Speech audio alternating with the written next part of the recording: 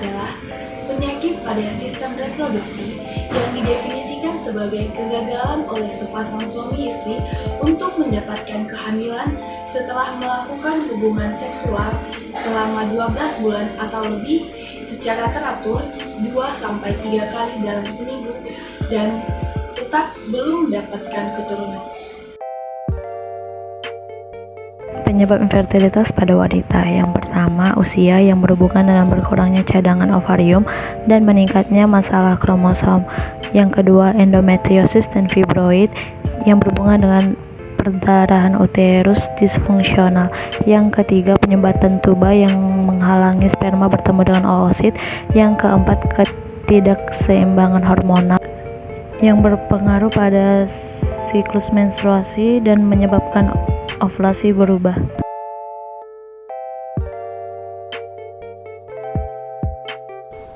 Penyebab infertilitas pada pria. Pertama, acquired condition.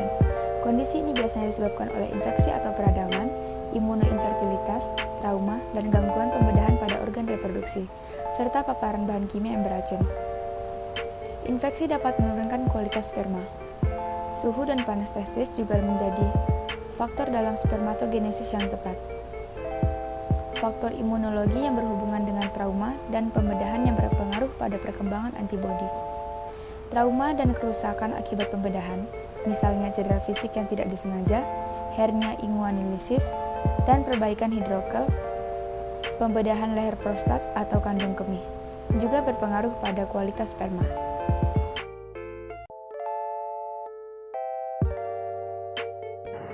Selanjutnya saya akan membahas mengenai congenital condition. Congenital condition merupakan kondisi bawaan yang sudah ada sejak lahir dan tidak dapat diubah. Salah satunya adalah varicocele. Adanya pembesaran pembuluh darah pada korda spermatika yang menghasilkan massa tumor lemak. Serta pria yang lahir dengan testis tidak turun juga dapat mengalami infertilitas. Usia pada saat perbaikan juga dapat mempengaruhi irreversibilitas infertilitas. Evaluasi pada pria. Selain pada pemeriksaan fisik, pada pria juga dilakukan pemeriksaan. Yang pertama, tes analisis air mani untuk menguji jumlah sperma, morfologi, dan motilitas sperma. Yang kedua, dilakukan evaluasi urologi yang dilakukan untuk mengukur ukuran testis atau adanya varicocele atau tumor yang terbukti secara klinis. Yang ketiga, adanya dilakukan pemeriksaan ultrasonografi Doppler yang berfungsi untuk menyingkirkan varicocele atau tumor yang terbukti secara subklinis. Yang keempat, adanya pemeriksaan analisis kerja darah yang mencakup penilaian tingkat hormon, karyotype, dan pengujian mikrodelesi kromosom Y jika faktor infertilitas pria terdeteksi parah. Sedangkan pada wanita dilakukan beberapa tes untuk evaluasi pada wanita dengan potensi penurunan fungsi ovarium, pengukuran tingkat progesteron fase luteal, serta patensi tuba Pavlovi. Terdapat dua cara pengobatan untuk pasien yang mengalami infertilitas. Yang pertama yaitu fertilisasi in vivo, yaitu pembuahan yang terjadi secara alami di dalam tuba Pavlovi. Lalu yang kedua yaitu fertilisasi in vitro, atau biasa dikenal juga dengan tabung, di mana cara pembuahan ini dilakukan dengan mengekstrasi sel telur dan kemudian digabungkan dengan sel sperma. Kemudian embrio yang terbentuk akan kembali dimasukkan ke dalam rahim. Perawatan kesuburan vivo. Yang pertama, inseminasi intraurin atau IUI. Inseminasi intraurin digunakan terutama pada infertilitas yang tidak dapat dijelaskan. Keuntungan prosedur ini adalah bahwa sejumlah besar spermatozoa motil yang normal secara morfologis melewati serviks dan ditempatkan melalui kateter lebih dekat ke oosit yang dilepaskan. Kemudian yang kedua, induksi ovulasi. Induksi ovulasi menggunakan obat-obatan yang sering disebut sebagai obat kesuburan untuk meningkatkan jumlah folikel yang matang menjadi oosit yang tersedia untuk pembuahan. Kemudian kita masuk ke bagian fertilitasi dengan bantuan teknologi reproduksi. Yang pertama itu ada USG panggul, stimulasi ovarium dengan penyuntikan hormon gonadotropin, juga memantau perkembangan folikel dengan ultrasonografi dan kadar hormon serum. Kemudian pemberian hormon HCG, pengambilan transvaginal oosit, pembuahan di laboratorium, transfer embrio, juga bisa suplementasi progesteron melalui suntikan intramuskular harian ataupun subhistoria vagina. Kemudian pemeriksaan hormonal dan tes kehamilan, dan terakhir konsultasi lanjutan.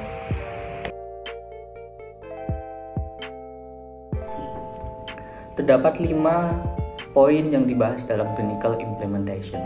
Yang pertama yaitu educational considerations, yaitu banyaknya hal yang mungkin terjadi dalam perawatan in vitro fertilization serta assisted reproductive technology, maka sangat dibutuhkan pemahaman yang baik dalam menerima edukasi dari dokter serta perawat. Yang kedua yaitu psychosocial considerations, adalah perawat berada dalam posisi optimal untuk mengantisipasi serta mengidentifikasi perilaku maladaptif serta memberikan dukungan psikososial kepada pasien dikarenakan infertilitas memiliki efek yang negatif pada kesejahteraan psikologis serta hubungan seksual pada pasangan. Yang ketiga yaitu socio-economic considerations. Pasangan yang hendak melakukan perawatan infertilitas harus memiliki kesiapan dalam hal biaya karena biaya yang dikeluarkan banyak serta masih sedikit perusahaan asuransi yang menanggung biaya ini. Yang keempat yaitu physiological considerations, yaitu perawatan sebagian besar bersifat suportif, di mana perawat harus mengedukasi wanita tentang identifikasi awal gejala serta faktor resiko dari sindrom hiperstimulasi ovarium, sehingga terapi suportif ketika mengalaminya diterapkan dengan baik.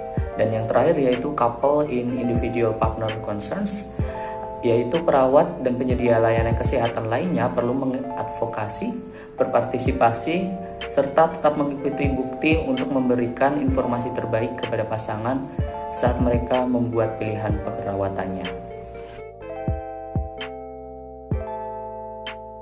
Analisis jurnal. Berdasarkan hasil telah jurnal, infertilitas merupakan suatu keadaan di mana seseorang tidak dapat hamil dalam kurun waktu 12 bulan atau lebih dari hubungan seksual tanpa menggunakan alat penunda kehamilan.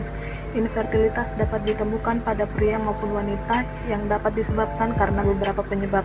Pada pria, infertilitas dapat disebabkan oleh keadaan bawaan dan juga keadaan yang didapatkan seperti infeksi ataupun pembedahan. Pada wanita, infertilitas dapat disebabkan oleh keadaan hormon yang tidak seimbang, usia, penyumbatan tuba, dan juga endometriosis.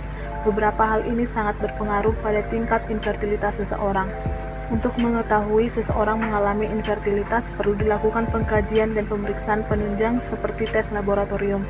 Untuk kasus infertilitas, terdapat beberapa pilihan pengobatan seperti fertilisasi in vivo, fertilisasi in vitro, perawatan kesuburan in vivo, dan juga fertilisasi dengan bantuan teknologi reproduksi. Selama menjalani masa pengobatan ini, perlu memperhatikan beberapa pertimbangan seperti memberikan edukasi kepada klien dan juga melakukan pendekatan psikososial. Hal ini perlu dilakukan karena klien perlu menerima edukasi, pendampingan, dan juga informasi yang tepat selama proses pengobatan berlangsung.